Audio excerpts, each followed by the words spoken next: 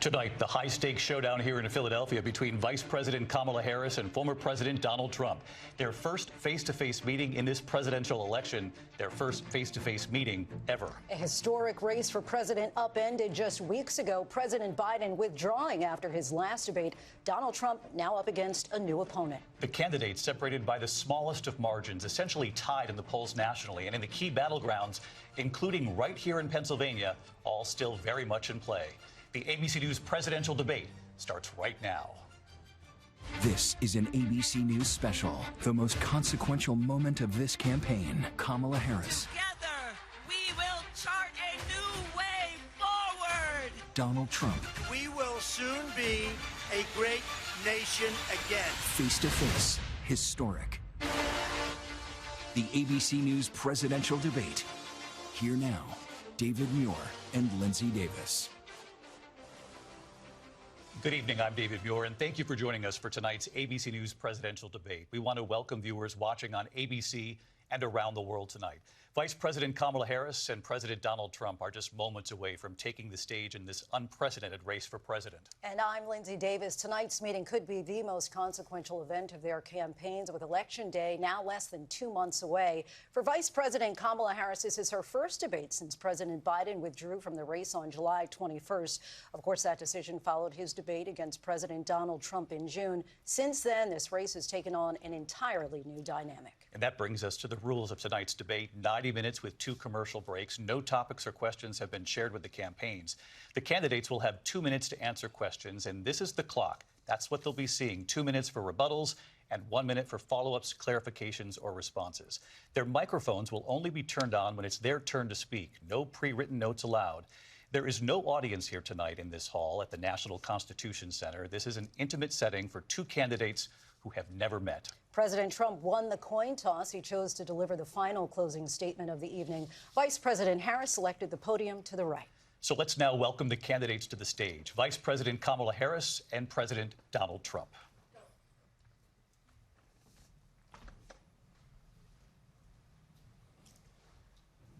Kamala Harris. Let's have a good debate. Nice to see you. Have fun. Thank you. Welcome to you both. It's wonderful to have you. It's an honor to have you both here tonight. Good evening. We are looking forward to a spirited and thoughtful debate. So let's get started. I want to begin tonight with the issue that voters repeatedly say is their #1 issue, and that is the economy and the cost of living in this country. Vice President Harris, you and President Trump were elected 4 years ago, and your opponent on the stage here tonight often asks his supporters, are you better off than you were 4 years ago? When it comes to the economy, do you believe Americans are better off than they were 4 years ago? So I was raised as a middle-class kid, and I am actually the only person on this stage who has a plan that is about lifting up the middle class and working people of America. I believe in the ambition, the aspirations, the dreams of the American people. And that is why I imagine and have actually a plan to build what I call an opportunity economy. Because here's the thing. We know that we have a shortage of homes and housing, and the cost of housing is too expensive for far too many people. We know that young families need support to raise their children, and I intend on extending a tax cut for those families of $6,000, which is the largest child tax credit that we have given in a long time, so that those young families can afford to buy a crib, buy a car seat, buy clothes for their children. My passion, one of them, is small businesses. My mother raised my sister and me, but there was a woman who helped raise us. We call her our second mother. She was a small business owner. I love our small businesses. My plan is to give a $50,000 tax deduction to startup small businesses, knowing they are part of the backbone of America's economy. My opponent, on the other hand, his plan is to do what he has done before, which is to provide a tax cut for billionaires and big corporations, which will result in $5 trillion to America's deficit. My opponent has a plan that I call the Trump's sales tax, which would be a 20% tax on everyday goods that you rely on to get through the month. Economists have said that that Trump sales tax would actually result for middle-class families in about $4,000 more a year because of his policies and his ideas about what should be the backs of middle-class people paying for tax cuts for billionaires. President Trump, I'll give you 2 minutes. First of all, I have no sales tax. That's an incorrect statement. She knows that. We're doing tariffs on other countries. Other countries are going to finally, after 75 years, pay us back for all that we've done for the world. And the tariff will be substantial in some cases. I took in billions and billions of dollars, as you know, from China. In fact, they never took the tariff off because it was so much money they can't. It would totally destroy everything that they've set out to do. They're taking in billions of dollars from China and other places. They've left the tariffs on. When I had tariffs, and yet I had no inflation. Look, we've had a terrible economy because inflation which is really known as a country buster. It breaks up countries. We have inflation like very few people have ever seen before, probably the worst in our nation's history. We were at 21%, but that's being generous because many things are 50, 60, 70, and 80% higher than they were just a few years ago. This has been a disaster for people, for the middle class, but for every class. On top of that, we have millions of people pouring into our country from prisons and jails, from mental institutions and insane asylums, and they're coming in and they're taking jobs that are occupied right now by African Americans and Hispanics, and also unions. Unions are going to be affected very soon. And you see what's happening. You see what's happening with towns throughout the United States. You look at Springfield, Ohio. You look at Aurora in Colorado. They are taking over the towns. They're taking over buildings. They're going in violently. These are the people that she and Biden led into our country, and they're destroying our country. They're dangerous. They're at the highest level of criminality, and we have to get them out. We have to get them out fast. I created one of the greatest economies in the history of our country. I'll do it again and even better. We are going to get to immigration and border security during this debate, but I would like to let Vice President Harris respond on the economy here. Well, I would love to. Let's talk about what Donald Trump left us. Donald Trump left us the worst unemployment since the Great Depression. Donald Trump left us the worst public health epidemic in a century. Donald Trump left us the worst attack on our democracy since the Civil War. And what we have done is clean up Donald Trump's mess. What we have done and what I intend to do is build on what we know are the aspirations and the hopes of the American people. But I'm going to tell you all in this debate tonight, you're going to hear from the same old tired playbook, a bunch of lies, grievances, and name-calling. What you're going to hear tonight is a detailed and dangerous plan called Project 2025 that the former president intends on implementing if he were elected again. I believe very strongly that the American people want a president who understands the importance of bringing us together, knowing we have so much more in common than what separates us, and I pledge to you to be a president for all Americans. President Trump, will give you a minute here to respond. Number one, I have nothing to do, as you know, and as she knows better than anyone, I have nothing to do with Project 2025. That's out there. I haven't read it. I don't want to read it purposely. I'm not going to read it. This was a group of people that got together. They came up with some ideas, I guess some good, some bad, but it makes no difference. I have nothing to do. Everybody knows I'm an open book. Everybody knows what I'm going to do. Cut taxes very substantially and create a great economy like I did before. We had the greatest economy. We got hit with a pandemic. And the pandemic was not since 1917, where 100 million people died, has there been anything like it. We did a phenomenal job with the pandemic. We handed them over a country where the economy and where the stock market was higher than it was before the pandemic came in. Nobody's ever seen anything like it. We made ventilators for the entire world. We got gowns, we got masks, we did things that nobody thought possible. And people give me credit for rebuilding the military. They give me credit for a lot of things, but not enough credit for the great job we did with the pandemic. But the only jobs they got were bounce back jobs. These were jobs bounce back, and it bounced back and it went to their benefit. But I was the one that created them. They know it, and so does everybody else. Vice President Harris, I'll let you respond. So Donald Trump has no plan for you. And when you look at his economic plan, it's all about tax breaks for the richest people. I am offering what I describe as an opportunity economy, and the best economists in our country, if not the world, have reviewed our relative plans for the future of America. What Goldman Sachs has said is that Donald Trump's plan would make the economy worse, mine would strengthen the economy. What the Wharton School has said is Donald Trump's plan would actually explode the deficit. 16 Nobel laureates have described his economic plan as something that would increase inflation and by the middle of next year would invite a recession. You just have to look at where we are and where we stand on the issues. And I'd invite you to know that Donald Trump actually has no plan for you because he is more interested in defending himself than he is in looking out for you. That's just a soundbite. They gave her that to say. Look, I went to the Wharton School of Finance, and many of those professors, the top professors, think my plan is a brilliant plan. It's a great plan. It's a plan that's going to bring up our worth, our value as a country. It's going to make people want to be able to go and work and create jobs and create a lot of good, solid money for our country. And just to finish off, she doesn't have a plan. She copied Biden's plan, and it's like 4 sentences, like run, spot, run. 4 sentences that are just, oh, we'll try and lower taxes. She doesn't have a plan. Take a look at her plan. She doesn't have a plan.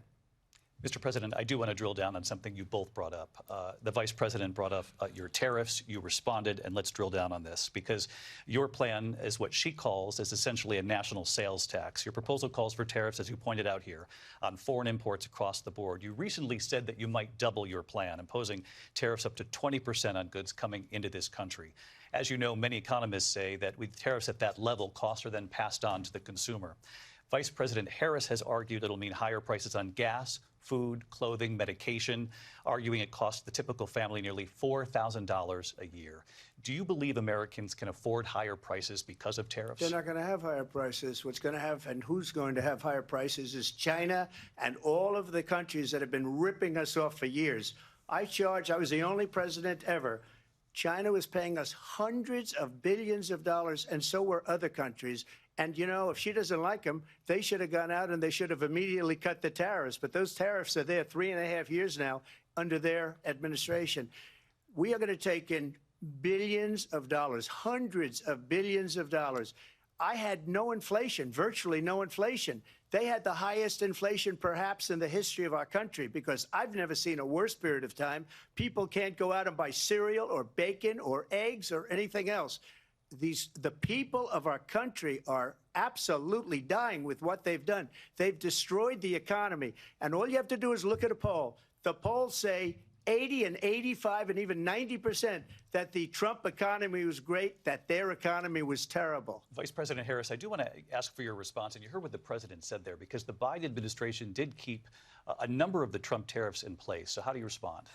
Well, let's be clear that the Trump administration resulted in a trade deficit, one of the highest we've ever seen in the history of America.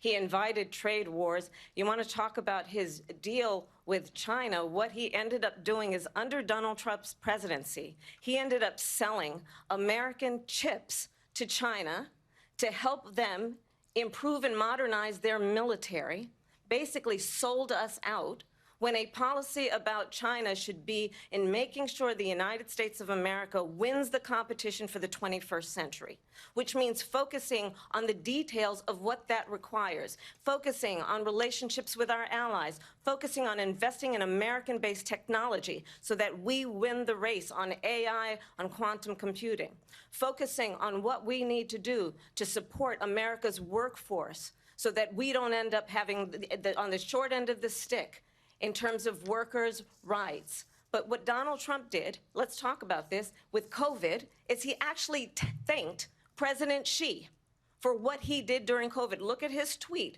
Thank you, President Xi, exclamation point, when we know that Xi was responsible for lacking and not giving us transparency about the origins of COVID.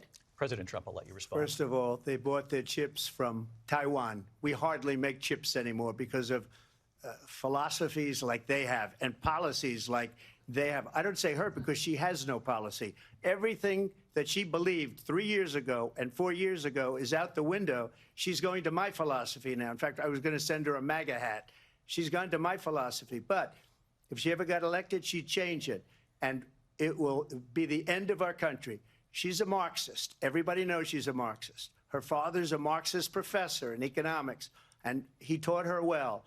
But when you look at what she's done to our country, and when you look at these millions and millions of people that are pouring into our country monthly, where it's, I believe, 21 million people, not the 15 that people say, and I think it's a lot higher than the 21. That's bigger than New York State pouring in. And just look at what they're doing to our country.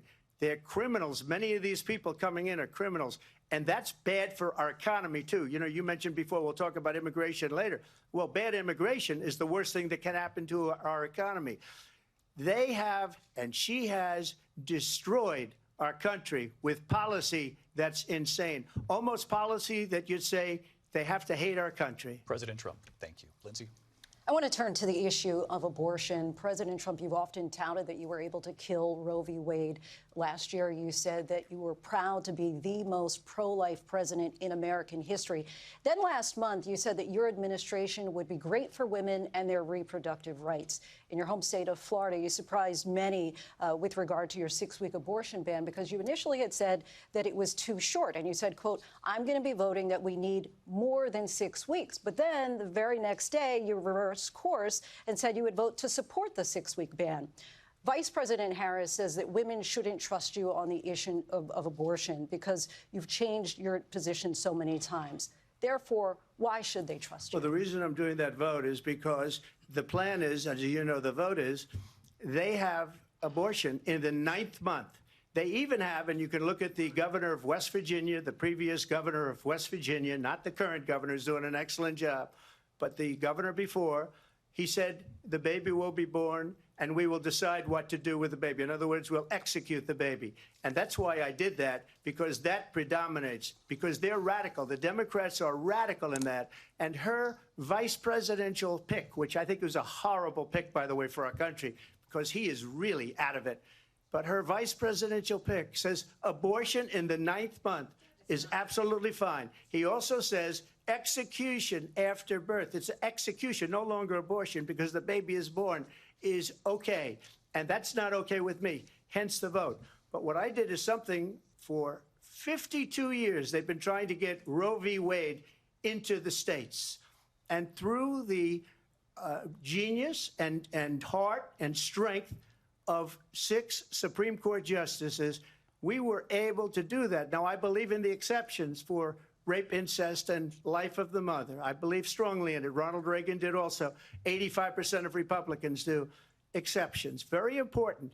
But we were able to get it, and now states are voting on it. And for the first time, you're going to see, look, this is an issue that's torn our country apart for 52 years. Every legal scholar, every Democrat, every Republican, liberal, conservative, they all wanted this issue to be brought back to the states where the people could vote. And that's what happened. Now, Ohio, the vote was somewhat liberal.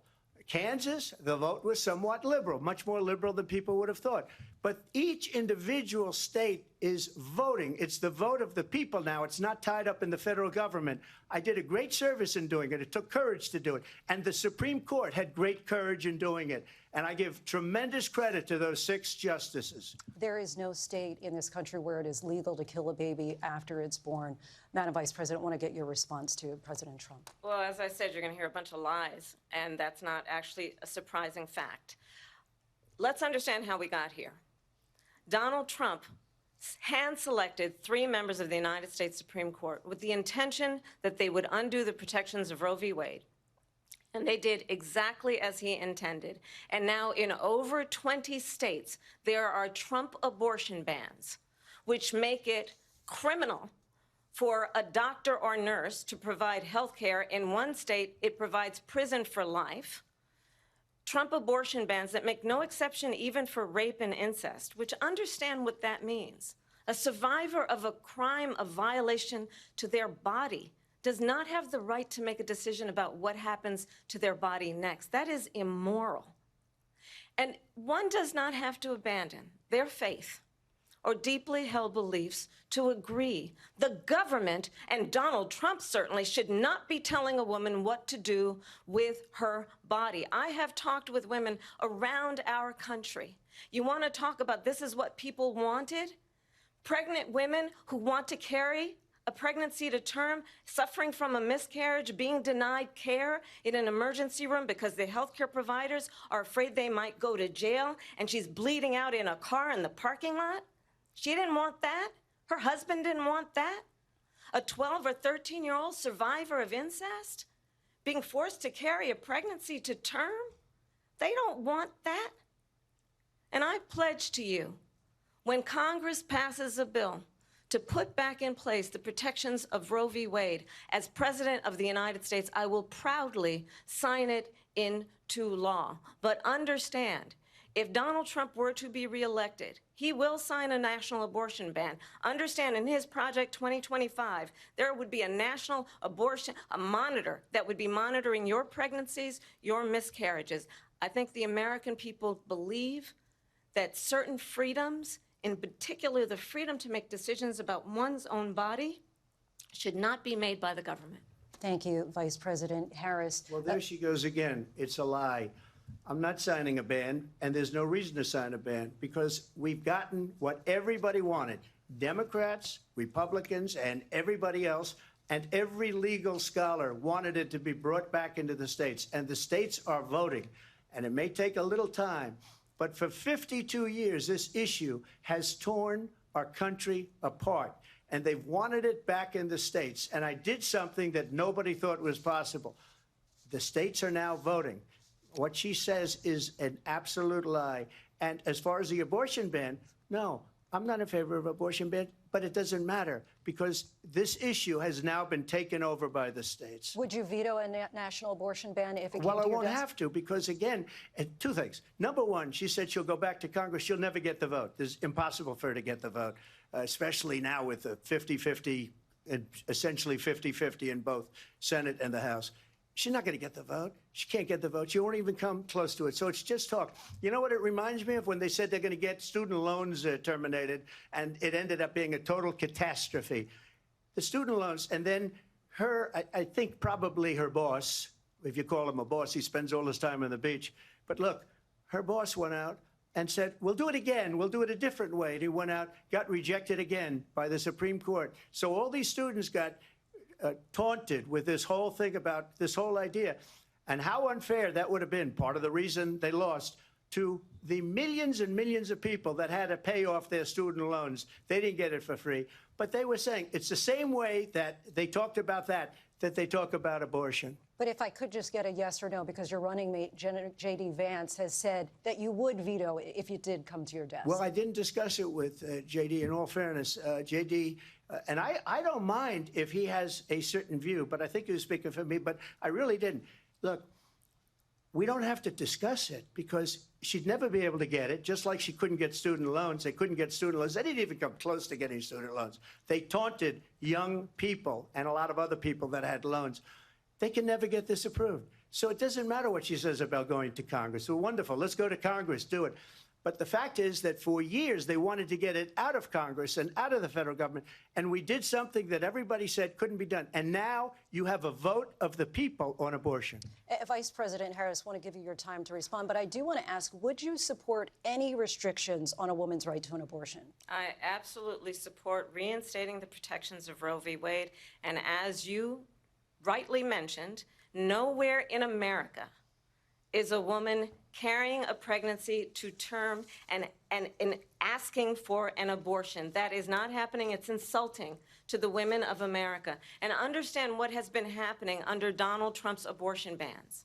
Couples who pray and dream of having a family are being denied IVF treatments. What is happening in our country?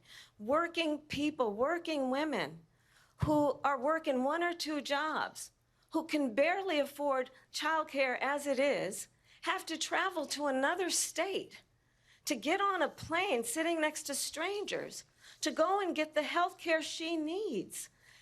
Barely can afford to do it, and what you are putting her through is unconscionable. And the people of America have not, the majority of Americans believe in a woman's right to make decisions about her own body, and that is why in every state where this issue has been on the ballot, in red and blue states both, the people of America have voted for freedom. Vice President Harris, Excuse me, I thank have you. to respond. Another lie. It's another lie. I have been a leader on IVF, which is fertilization. The IVF, I have been a leader. In fact, when they got a very negative decision on IVF from the Alabama courts, I saw the people of Alabama and the legislature 2 days later voted it in. I've been a leader on it. They know that, and everybody else knows it. I have been a leader on fertilization, IVF. And the other thing, you should ask, will she allow abortion in the 8th month, 9th month, 7th month? Come on. Okay, would you do that?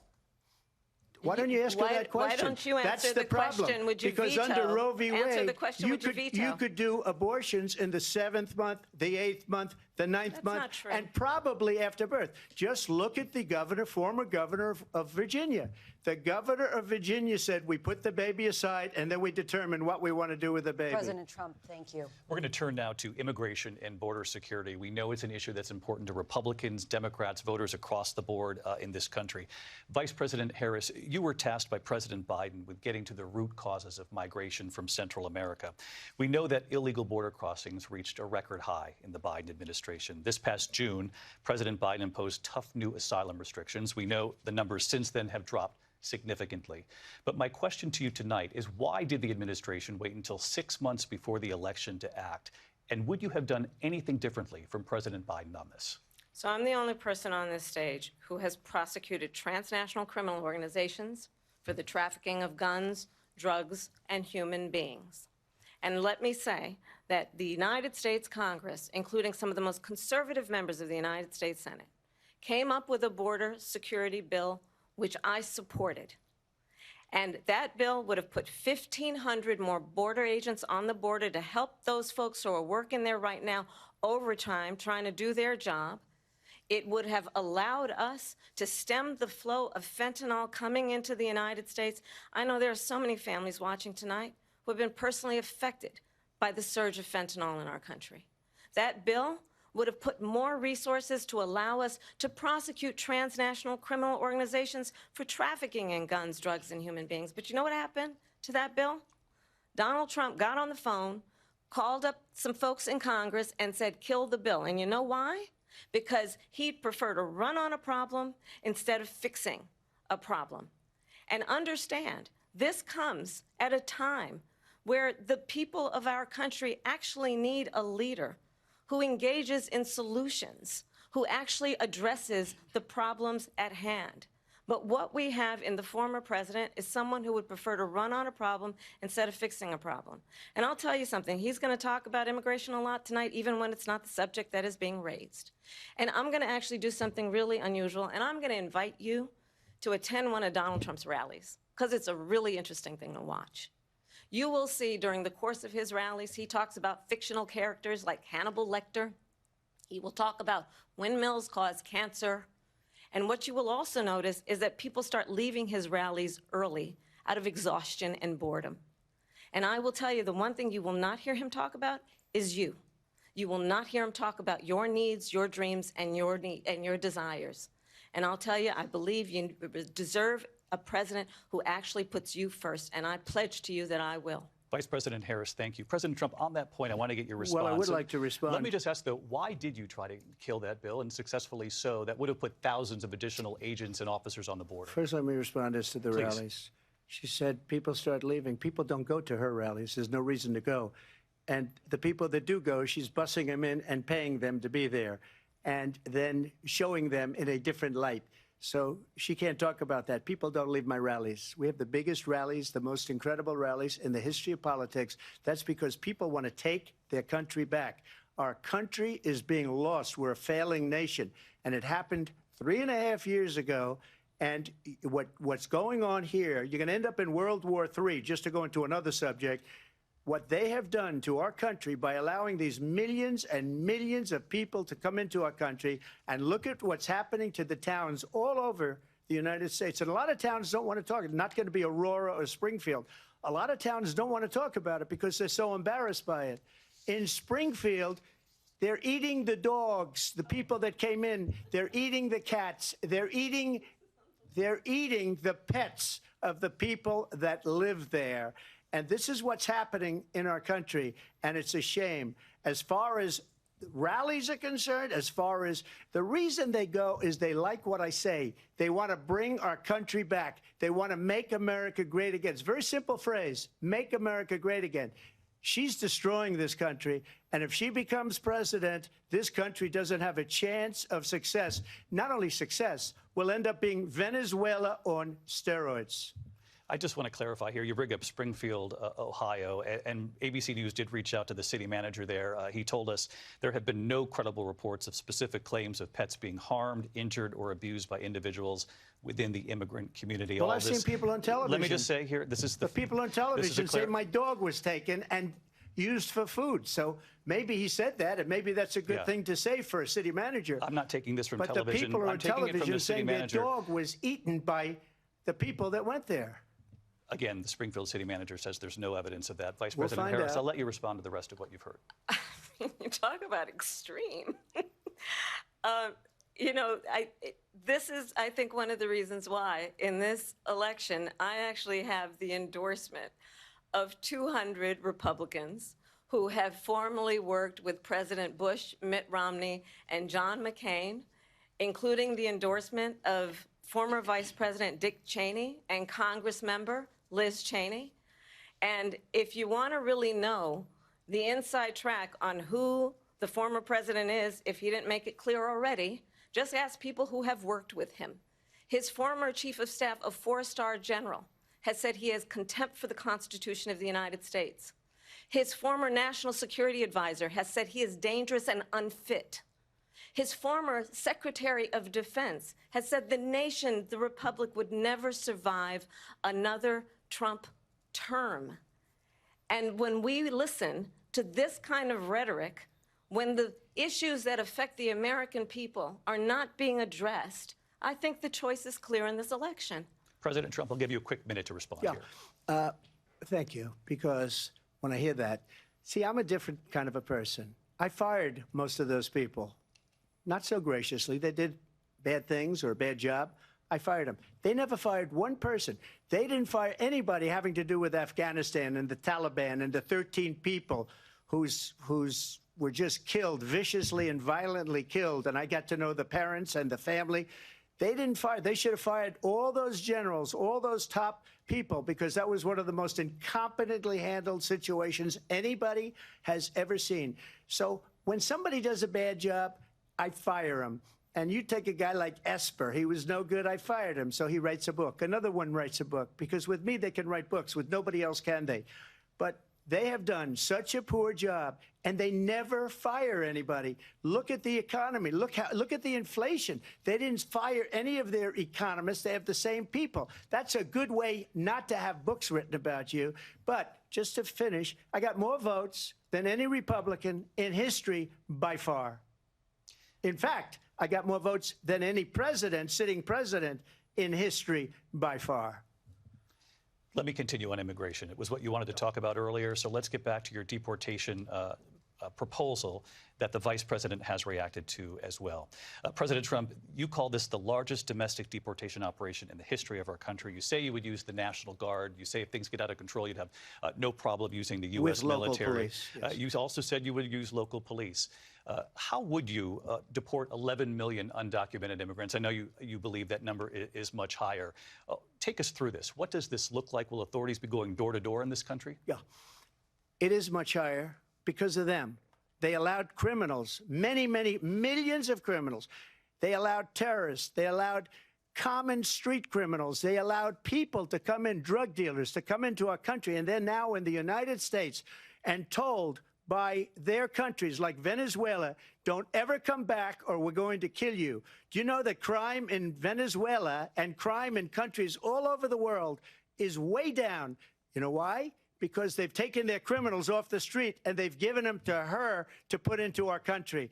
And this will be one of the greatest mistakes in history for them to allow. And I think they probably did it because they think they're going to get votes, but it's not worth it because they're destroying the fabric of our country by what they've done. There's never been anything done like this at all. They've destroyed the fabric of our country. Millions of people let in, and all over the world, Crime is down all over the world except here. Crime here is up and through the roof. Despite their fraudulent statements that they made, crime in this country is through the roof. And we have a new form of crime. It's called migrant crime. And it's happening at levels that nobody thought possible. President Trump, as you know, the FBI says overall violent crime is actually coming down in this country. But Excuse me, the FBI they were defrauding statements.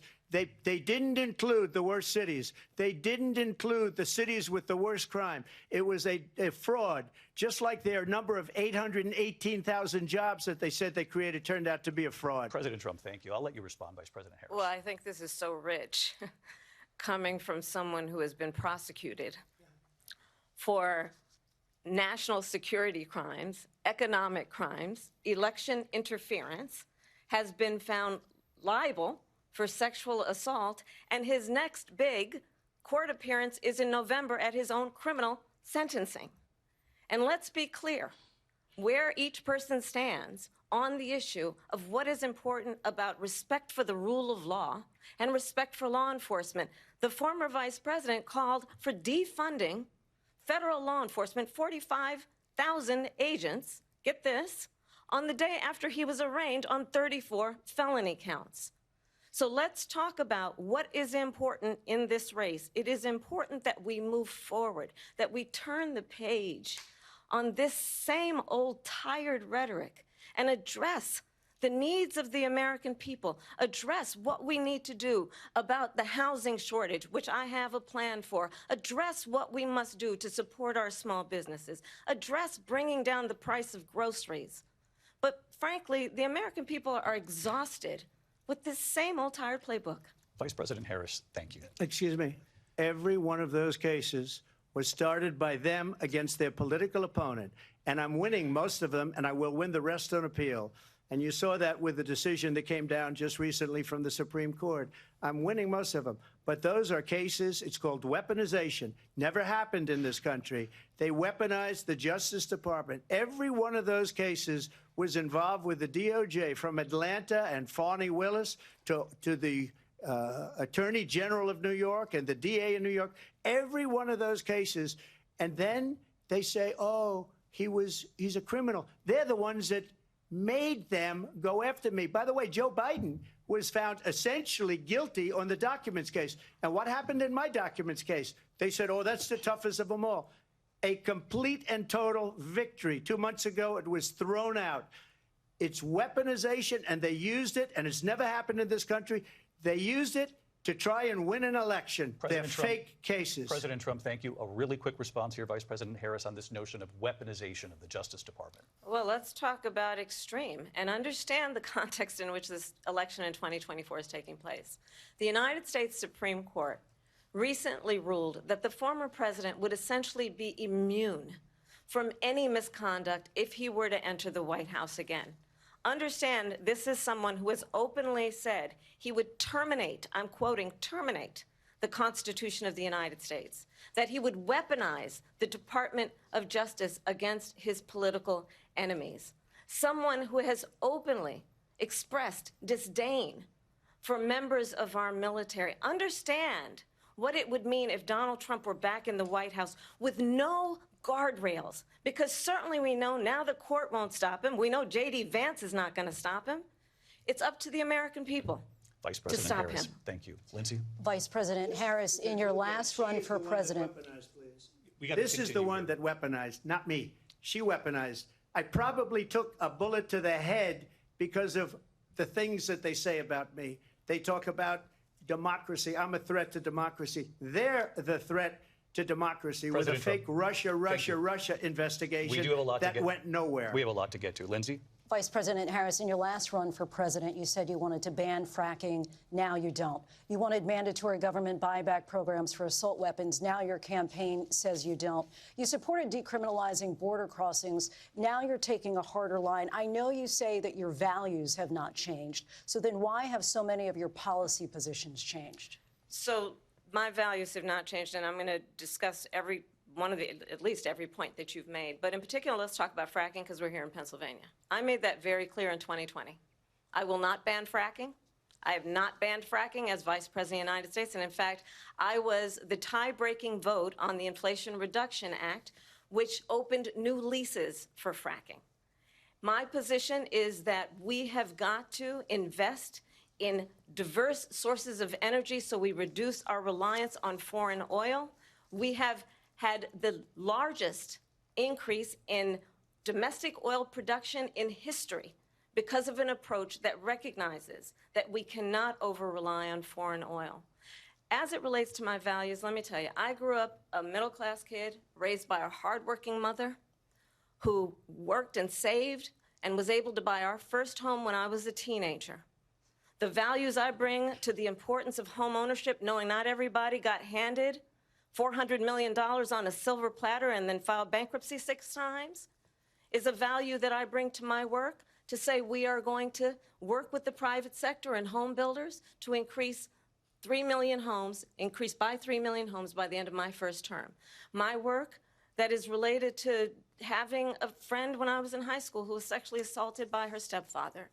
And my focus then on protecting women and children from violent crime is based on a value that is deeply grounded in the importance of standing up for those who are most vulnerable.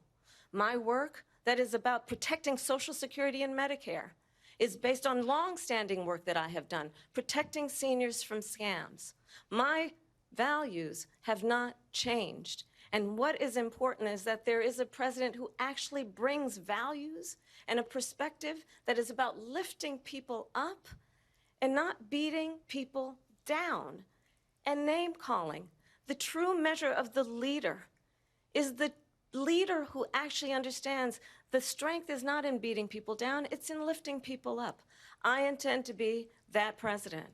President Trump, your Well, response? first of all, I wasn't given $400 million. I wish I was. My father was a Brooklyn builder, Brooklyn, Queens, and a great father, and I learned a lot from him. But I was given a fraction of that, a tiny fraction, and I built it into many, many billions of dollars, many, many billions. And when people see it, they are even surprised. So we don't have to talk about that. Fracking, she's been against it for 12 years. Defund the police, she's been against that forever. She gave all that stuff up very wrongly, very horribly, and everybody's laughing at it, okay? They're all laughing at it. She gave up at least 12 and probably 14 or 15 different policies. Like, she was big on defund the police. In Minnesota, she went out, wait a minute, I'm talking now, if you don't mind, please. Does that sound familiar? She went out in Minnesota and wanted to let criminals that killed people, that burned down Minneapolis, she went out and raised money to get them out of jail. She did things that nobody would ever think of. Now she wants to do transgender operations on illegal aliens that are in prison. This is a radical left liberal that would do this. She wants to confiscate your guns, and she will never allow fracking in Pennsylvania. If she won the election, fracking in Pennsylvania will end on day one. Just to finish, one thing so important in my opinion. So I got the oil business going like nobody has ever done before. When they took over, they got rid of it, started getting rid of it, and the prices were going up the roof. They immediately let these guys go to where they were. I would have been 5 times, 4 times, 5 times higher, because you're talking about 3.5 years ago. They got it up to where I was because they had no choice, because the prices of energy were quadrupling and doubling. You saw what happened to gasoline. So they said, let's go back to Trump. But if she won the election, the day after that election, they'll go back to destroying our country, and oil will be dead, fossil fuel will be dead. We'll go back to windmills, and we'll go back to solar, where they need a whole desert to get some energy to come out. You ever see a solar plant? By the way, I'm a big fan of solar, but they take 400, 500 acres of desert President soil. Trump, we have a These lot are of not good issues things that we for the have to get environment, to. as We're she out of time. understands. Thank you. Lindsay, thank you. We have an election in just 56 days. And I want to talk about the peaceful transfer of power, which, of course, we all know is a cornerstone of our democracy, and the role of a president in a moment of crisis. Mr. President, on January 6th, you told your supporters to march to the Capitol. You said you would be right there with them. The country and the world saw what played out at the Capitol that day, the officers coming under attack. Aides in the West Wing say you watched it unfold on television off the Oval Office. You did send out tweets, but it was more than 2 hours before you sent out that video message telling your supporters to go home. Is there anything you regret about what you did on that day?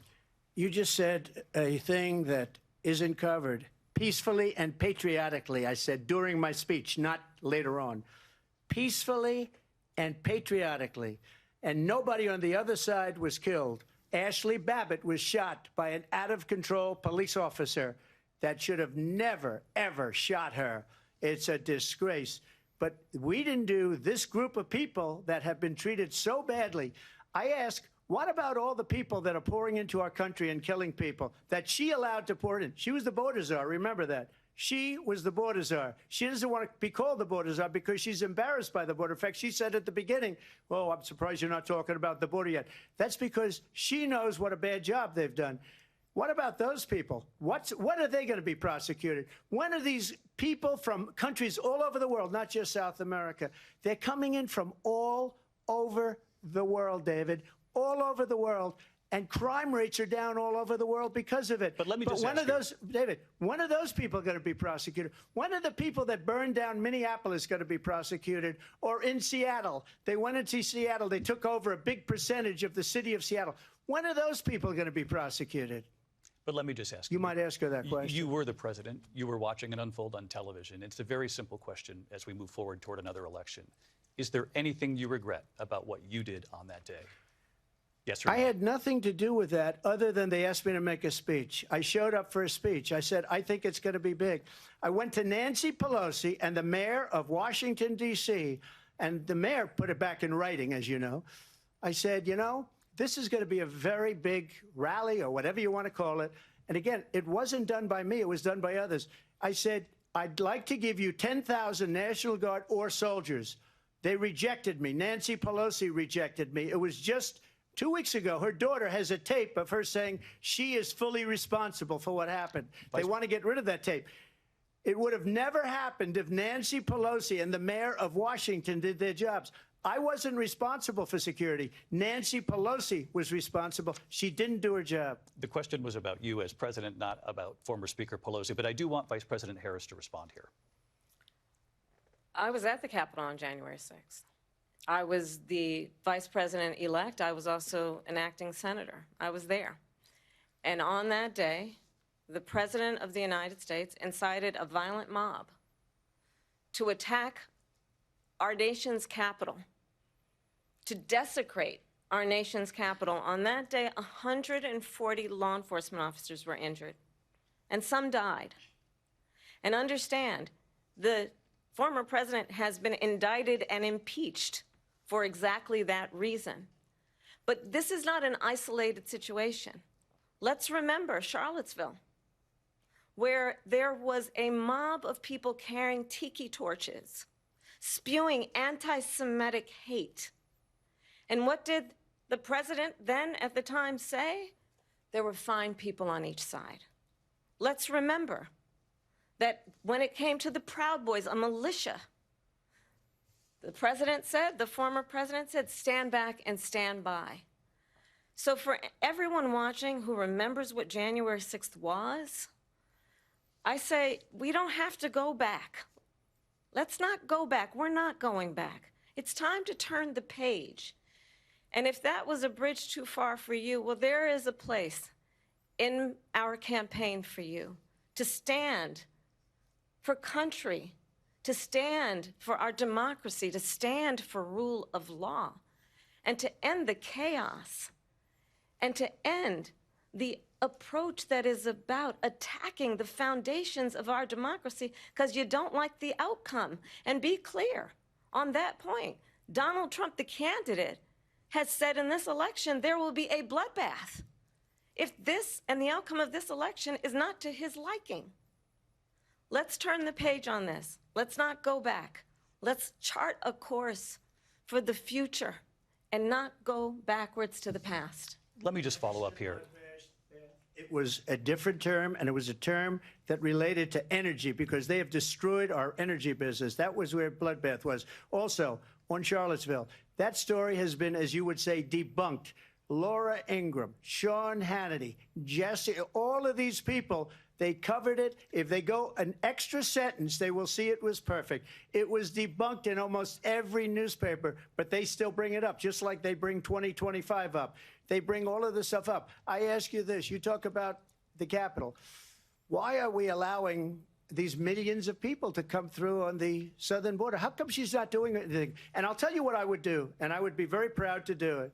I would say we would both leave this debate right now. I'd like to see her go down to Washington, D.C. during this debate, because we're wasting a lot of time. Go down to, because she's been so bad, it's so ridiculous. Go down to Washington, D.C. and let her sign a bill to close up the border, because they have the right to do it. They don't need bills. They have the right to do it. The President of the United States, you'll get him out of bed, you'll wake him up at 4 o'clock in the afternoon, you'll say, come on down to the office, let's sign a bill. If he signs a bill that the border is closed, all he has to do is say it to the Border Patrol, who are phenomenal. If they do that, the border is closed. Mr. Those President, people are killing many people, unlike J6. We talked immigration here tonight. I do want to focus on this next issue to both of you, because it really brings us this into focus, truth in these times that we're living in.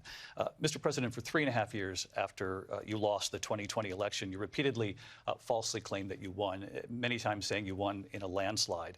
In the past couple of weeks leading up to this debate, you have said, quote, you lost by a whisker, that you, quote, didn't quite make it, that you came up a little bit short. I said that? Are you now acknowledging that you lost in 2020? No, I don't acknowledge that at all. But I you said did that say sarcastically. That. You know that. It was said, oh, we lost by a whisker. That was said sarcastically. Look, there's so much proof. All you have to do is look at it. And they should have sent it back to the legislatures for approval. I got almost 75 million votes, the most votes any sitting president has ever gotten. I was told if I got 63, which was what I got in 2016, you can't be beaten. The election, people should never be thinking about an election as fraudulent. We need two things. We need walls, and we have to have it. We have to have borders, and we have to have good elections. Our elections are bad. And a lot of these illegal immigrants coming in, they're trying to get them to vote. They can't even speak English. They don't even know what country they're in practically. And these people are trying to get them to vote. And that's why they're allowing them to come into our country. I did watch all of these pieces of video. I didn't detect the sarcasm, lost by a whisker. We didn't quite make it. And we should just point out here as clarification, and you know this, you and your allies, 60 cases in front of many judges, many of them Republican. No judge looked at it. And said they there was said no we didn't have standing. That's the other thing. They said we didn't have standing, a technicality. Can you imagine a system where a person in an election doesn't have standing? The President of the United States doesn't have standing. That's how we lost. If you look at the facts, and I'd love to have you'll do a special on it. I'll show you Georgia, and I'll show you Wisconsin, and I'll show you Pennsylvania, and I'll show you. We have so many facts and statistics, but you know what? That doesn't matter, because we have to solve the problem that we have right now. That's old news. And the problem that we have right now is we have a nation in decline, and they have put it into decline. We have a nation that is dying, David. Mr. President, thank you. Vice President Harris, you heard the president there tonight. He said he didn't say that he lost by a whisker. So he still believes he did not lose the election that was won by President Biden and yourself. But I do want to ask you about something that's come up in the last couple of days. This was a post from President Trump about this upcoming election just weeks away. He said, when I win, those people who cheated, and then he lists donors, voters, election officials, he says will be prosecuted to the fullest extent of the law, which will include long-term prison sentences. One of your campaign's top lawyers responded saying, we won't let Donald Trump intimidate us. We won't let him suppress the vote. Is that what you believe he's trying to do here? Donald Trump was fired by 81 million people. So let's be clear about that. And clearly he is having a very difficult time processing that. But we cannot afford to have a president of the United States who attempts, as he did in the past, to upend the will of the voters in a free and fair election. And I'm going to tell you that I have traveled the world as Vice President of the United States, and world leaders are laughing at Donald Trump. I have talked with military leaders, some of whom worked with you, and they say you're a disgrace. And when you then talk in this way in a presidential debate and deny what over and over again are court cases you have lost because you did, in fact, lose that election, it leads one to believe that perhaps we do not have in the candidate to my right the temperament or the ability to not be confused about fact. That's deeply troubling, and the American people deserve better. I'll give you 1 minute to respond, Mr. President. Let me just say about world leaders. Viktor Orban, one of the most respected men, they call him a strong man. He's a tough person, smart. Prime Minister of Hungary.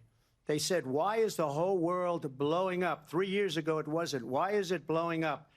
He said, because you need Trump back as president.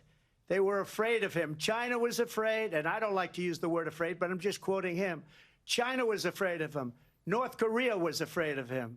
Look at what's going on with North Korea, by the way. He said Russia was afraid of him. I ended the Nord Stream 2 pipeline, and Biden put it back on day one, but he ended the XL pipeline. The XL pipeline in our country, he ended that. But he let the Russians build a pipeline going all over Europe and heading into Germany, the biggest pipeline in the world. Look, Viktor Orban said it. He said the most respected, most feared person is Donald Trump. We had no problems when Trump was president. But when this weak, pathetic man that you saw at a debate just a few months ago, that if he weren't in that debate, he'd be running instead of her. She got no votes. He got 14 million votes. What you did, you talk about a threat to democracy. He got 14 million votes, and they threw him out of office. And you know what? I'll give you a little secret. He hates her. He can't stand her. But he got 14 million votes. They threw him out. She got 0 votes. And when she ran, she was the first one to leave because she failed. And now she's running. I don't understand it, but I'm okay with it because your time is I think we're going to do very well. We've got a lot more to get to. Turning now to the Israel-Hamas war and the hostages who are still being held, Americans among them. Vice President Harris, in December, you said, quote, Israel has a right to defend itself, but you added, quote, it matters how, saying international humanitarian law must be respected. Israel must do more to protect innocent civilians. You said that 9 months ago. Now an estimated 40,000 Palestinians are dead. Nearly 100 hostages remain. Just last week, Prime Minister Benjamin Netanyahu said there's not a deal in the making. President Biden has not been able to break through the stalemate. How would you do it? Well, let's understand how we got here. On October 7, Hamas, a terrorist organization, slaughtered 1,200 Israelis. Many of them young people who were simply attending a concert. Women were horribly raped. And so absolutely, I said then, I say now, Israel has a right to defend itself. We would. And how it does so matters. Because it is also true, far too many innocent Palestinians have been killed. Children, mothers.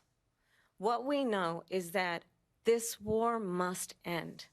It must end immediately, and the way it will end is we need a ceasefire deal and we need the hostages out. And so we will continue to work around the clock on that. Work around the clock, also understanding that we must chart a course for a two-state solution. And in that solution, there must be security for the Israeli people and Israel, and in equal measure for the Palestinians. But the one thing I will assure you always, I will always give Israel the ability to defend itself, in particular as it relates to Iran and any threat that Iran and its proxies pose to Israel. But we must have a two-state solution where we can rebuild Gaza, where the Palestinians have security, self-determination, and the dignity they so rightly deserve. President Trump, how would you negotiate with Netanyahu and also Hamas in order to get the hostages out and prevent the killing of more innocent civilians in Gaza? If I were president, it would have never started. If I were president, Russia would have never, ever, I know Putin very well, he would have never, and there was no threat of it either, by the way, for 4 years, have gone into Ukraine and killed millions of people when you add it up, far worse than people understand what's going on over there. But when she mentions about Israel, all of a sudden, she hates Israel. She wouldn't even meet with Netanyahu when he went to Congress to make a very important speech. She refused to be there because she was at a sorority party of hers. She wanted to go to the sorority party. She hates Israel. If she's president, I believe that Israel will not exist within 2 years from now. And I've been pretty good at predictions, and I hope I'm wrong about that one. She hates Israel. At the same time, in her own way, she hates the Arab population because the whole place is going to get blown up. Arabs, Jewish people, Israel will be gone. It would have never happened. Iran was broke under Donald Trump. Now Iran has $300 billion because they took off all the sanctions that I had. Iran had no money for Hamas or Hezbollah or any of the 28 different spheres of terror. And they are spheres of terror, horrible terror. They had no money. It was a big story, and you know it. You covered it very well, actually. They had no money for terror. They were broke. Now they're a rich nation. And now what they're doing is they're spreading that money around. Look at what's happening with the Houthis and Yemen. Look at what's going on in the Middle East. This would have never happened. I will get that settled and fast, and I'll get the war with Ukraine and Russia ended. If I'm president-elect, I'll get it done before even becoming president. Vice President Harris, he says you hate Israel. That's absolutely not true. I have my entire career and life supported Israel and the Israeli people. He knows that. He's trying to, again, divide and distract from the reality, which is it is very well known that Donald Trump is weak and wrong on national security and foreign policy. It is well known that he admires dictators, wants to be a dictator on day one, according to himself. It is well known that he said of Putin that he can do whatever the hell he wants and go into Ukraine. It is well known that he said when Russia went into Ukraine, it was brilliant. It is well known he exchanged love letters with Kim Jong-un. And it is absolutely well known that these dictators and autocrats are rooting for you to be president again because they're so clear. They can manipulate you with flattery and favors. And that is why so many military leaders who you have worked with have told me you are a disgrace. That is why we understand that we have to have a president who is not consistently weak and wrong on Vice national President security, Harris. including the importance of upholding and respecting in highest regard our military. Vice President Harris, thank you. They're the ones, and she's the one that caused it, that's weak on national security by allowing every nation last month for the year, 168 different countries sending people into our country. Their crime rates are way down. Putin endorsed her last week, said, I hope she wins. And I think he meant it, because what he's gotten away with is absolutely incredible. It wouldn't have happened with me. The leaders of other countries think that they're weak and incompetent, and they are. They're grossly incompetent. And I just ask one question. Why does Biden go in and kill the Keystone Pipeline and approve the single biggest deal that Russia's ever made, Nord Stream 2, the biggest pipeline anywhere in the world going to Germany and all over Europe? Because they're weak and they're ineffective. And Biden, by the way, President gets paid Trump, a lot of money. Thank you. We have a lot of issues to get to. We'll be right back with much more of this historic ABC News presidential debate from the National Constitution Center right here in Philadelphia. Back in a moment.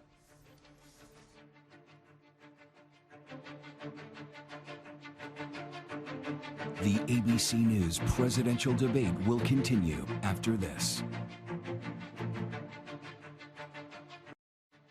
Live from the National Constitution Center in Philadelphia, Pennsylvania. Here again, David Muir and Lindsay Davis. Welcome back to this historic ABC News presidential debate tonight. We're going to continue here, and I want to turn to the war in Ukraine. We're now 2.5 years into this conflict. Mr. President, it has been the position of the Biden administration that we must defend Ukraine from Russia, from Vladimir Putin, to defend their sovereignty, their democracy, that it's in America's best interest to do so, arguing that if Putin wins, he may be emboldened to move even further into other countries. You have said you would solve this war in 24 hours. You said so just before the break tonight. How exactly would you do that? And I want to ask you a very simple question tonight. Do you want Ukraine to win this war? I want the war to stop. I want to save lives that are being uselessly, people being killed by the millions. It's the millions. It's so much worse than the numbers that you're getting, which are fake numbers. Look, we're in for $250 billion or more, because they don't ask Europe, which is a much bigger beneficiary to getting this thing done. than we are. They're in for $150 billion less because Biden and you don't have the courage to ask Europe, like I did with NATO. They paid billions and billions, hundreds of billions of dollars when I said, either you pay up or we're not going to protect you anymore. So that's maybe one of the reasons they don't like me as much as they like weak people. But you take a look at what's happening. We're in for 250 to 275 billion. They're into 100 to 150. They should be forced to equalize. With that being said, I want to get the war settled. I know Zelensky very well, and I know Putin very well. I have a good relationship, and they respect your president, okay? They respect me. They don't respect Biden. How would you respect him? Why? For what reason? He hasn't even made a phone call in 2 years to Putin, hasn't spoken to anybody. They don't even try and get it. That is a war that's dying to be settled. I will get it settled before I even become president. If I win, when I'm president-elect, and what I'll do is I'll speak to one, I'll speak to the other, I'll get them together. That war would have never happened. And in fact, when I saw Putin after I left, unfortunately left because our country has gone to hell.